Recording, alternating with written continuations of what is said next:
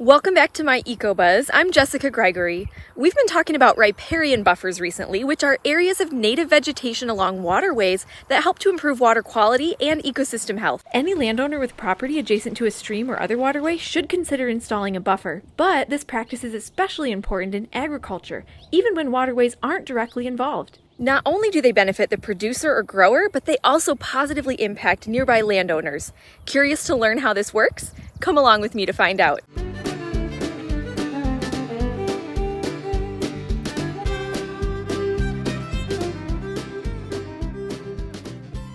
Utilizing buffers adjacent to cropland can actually save growers money in the long run. There are several ways this can happen. It's estimated that over 57 billion tons of soil have been lost to erosion in the Midwest alone. Buffers reduce erosion by trapping soil and sediment and slowing water runoff, thereby stabilizing sloping banks.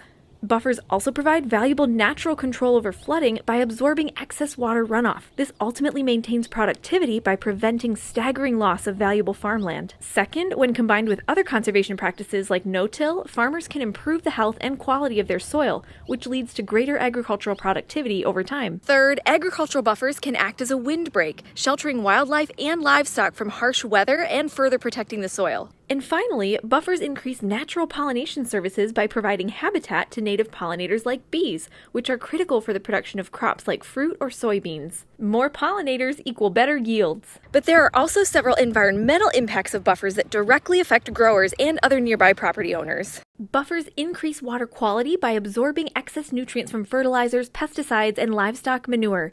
This improves the habitat available to aquatic organisms and fish like trout and prevents further pollution downstream. Buffers lead to increased biodiversity, which provides a number of benefits, including habitat for predators of agricultural pests, increased carbon and nutrient storage, and improved water holding capacity, which ultimately reduces the severity of weather events like flooding. There are several types of buffers that can be utilized in agricultural settings, even if the property doesn't directly border a waterway. In addition to riparian buffers, farmers can implement other buffers like contour prairie strips, filter strips, grassed waterways, or field borders.